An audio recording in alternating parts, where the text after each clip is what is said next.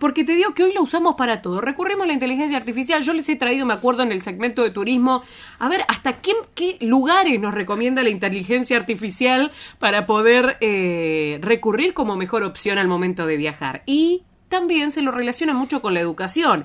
Hasta el propio presidente Javier Milei ha hablado de cómo incorporar y cómo de esta manera, incorporando la inteligencia artificial a la educación, podemos mejorar el aprendizaje de los chicos.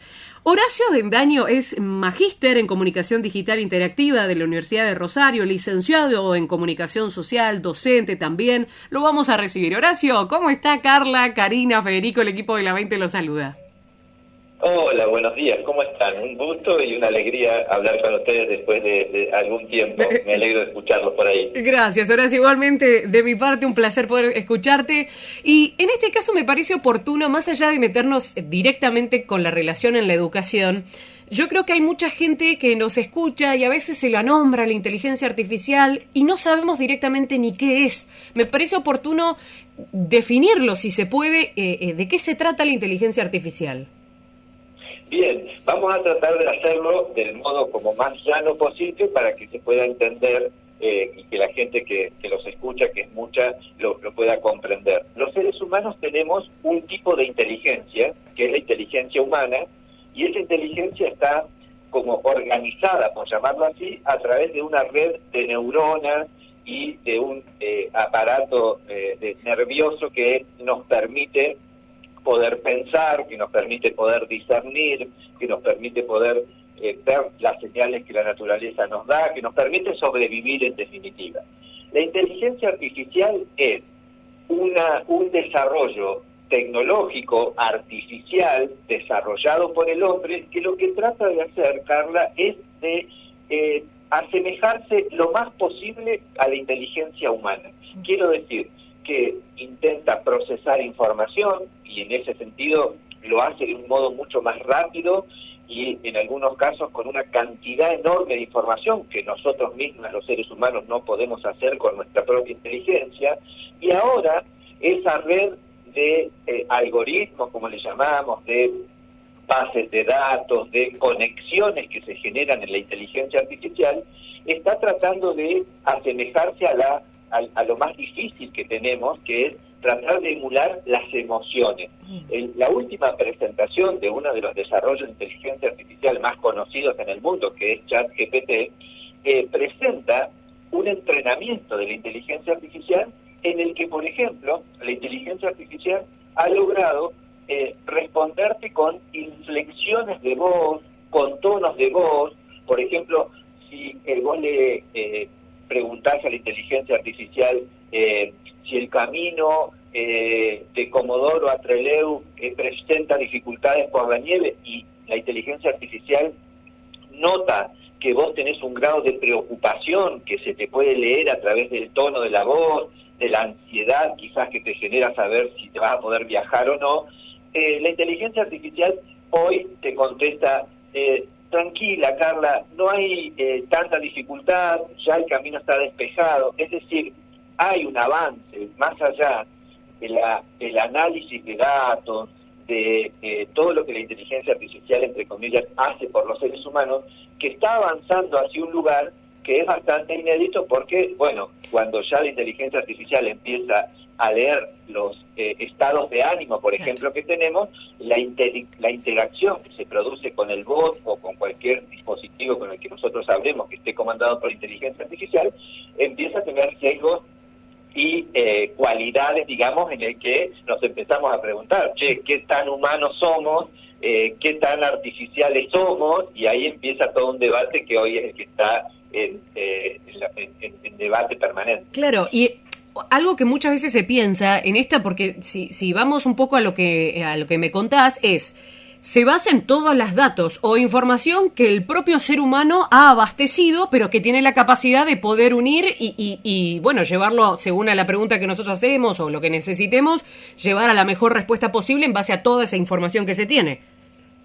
Exactamente. Lo que no tenemos que perder de vista es que la inteligencia artificial está entrenada, ¿sí? Y ese entrenamiento la realizan otras personas que son programadores, que son generadores de contenido, pero utilizan, para que la inteligencia artificial se entrene, utilizan todos los datos, los miles de millones de datos que nosotros mismos generamos en las redes cuando posteamos un audio, cuando ponemos una foto, cuando compartimos tal o cual cosa, y en función de eso, la inteligencia artificial va tomando fragmentos de toda esa info que nosotros les ofrecemos y con eso se entrena, por lo cual uno a veces se sorprende porque dice, ¿cómo puede ser, por ejemplo, que sea tan precisa en algunos casos y tan imprecisa en otros?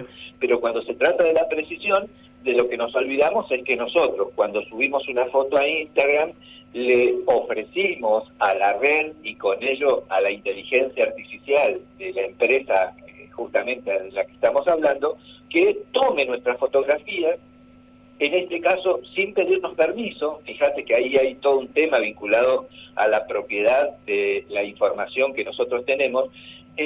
Sin pedirnos permiso, toma esa información y se entrena la inteligencia artificial de modo que nos resulta como muy familiar al momento de las respuestas que tiene, pero bueno, a veces nos olvidamos que nosotros mismos le ofrecemos todo, ¿no? Claro. A veces cuando, por ejemplo, en determinadas opciones que nos brinda, voy a la diaria, ¿no? El teléfono, que a veces pasa, no sé si en todos los dispositivos es igual. Uno a veces tiene que llenar unas planillas y te da la opción como, no sé, nombre, y vos pones, por en mi caso, Carla, y de repente, brum, me llenó toda la planilla con toda la información.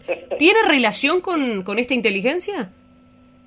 Mirá, ese ejemplo que vos mencionaste es el más evidente de todos. Mirá, nosotros lo que pasa es que vivimos en una inmediatez en la que siempre estamos corriendo, digamos, en la vida moderna, detrás de la zanahoria, por decirlo así, de la vida moderna. Y entonces no tomamos el tiempo necesario para poder generar nuestra participación y gestionar nuestra propia participación en las redes de un modo que sea un poco más consciente. Vos abrís una página X cualquiera y te aparece un cartelito que dice aceptar las cookies o no aceptarlas, o leer las condiciones de las cookies, y uno dice, cuando pone leer las condiciones, te aparecen 4 páginas en una letrita chiquitita que te explica para qué van a ser utilizadas esos datos, y vos decís, ¿sabés qué? No, yo lo que necesito es buscar la información que necesito y entonces pongo a aceptar todo. Cuando vos pusiste a aceptar todo, porque estás apurado, porque necesitas ese dato o lo que sea, lo que estás aceptando es que esa página se guarde tu historial de navegación, como se llama. Quiere decir, ¿qué hiciste vos ahí adentro? Y esto es un gran capital. Hoy, digamos, el gran capital simbólico del capitalismo actual es la información, ¿no? Cuando alguien te ofrece determinada cantidad de datos o lo que sea, tu navegación ahí adentro es con lo que las redes se quedan, y eso permite luego que cuando vos ingreses a determinada red o a navegar a cualquier lugar, no lo hagas libremente, entre comillas, sino que el algoritmo, en función de tu historial de navegación, te va sugiriendo páginas familiarizadas con tu historial, y entonces vos decís, me siguen apareciendo páginas de esto, y más páginas de esto, y más páginas de esto. Está dado en función de, por supuesto, esos datos que luego son vendidos en el mercado simbólico para que las empresas puedan ofrecerte determinado producto vinculado al consumo. Lo importante de esto, que escuchen este dato porque es importante, el último estudio que hay en la Argentina demuestra que nosotros nos pasamos, en promedio estoy hablando, 9 horas 40 minutos vinculados al mundo digital. Quiere decir que mucho tiempo, ¿no? Vamos en aumento, en el 2023 eran 6 horas 20, ahora pasamos a 9 horas 40. Es muchísimo el tiempo que pasamos ahí adentro. Entonces el mundo digital se ha transformado hoy en un mundo donde pasa casi todo, y entonces eso genera un gran tema vinculado a las empresas de tecnología y su vinculación con la vida cotidiana nuestra de todos los días. Claro. Y Horacio, porque antes que me quede sin tiempo para irme a la pausa, me inclino para el lado de la educación. Hoy uno de los grandes desafíos educativos es justamente cómo incorporar, o sea, que sea una herramienta la inteligencia, la tecnología, jugar un rol importante, por supuesto, en la educación, pero ¿de qué manera incorporarlo? Recurro a vos justamente como especialista, pero también como docente. Entonces, ¿cómo se lo puede incorporar, pero para que no sea invasivo? Porque siempre se habla de no. Los chicos están buscando la respuesta en el chat GPT, buscan la respuesta de lo que tienen que contestar y saber.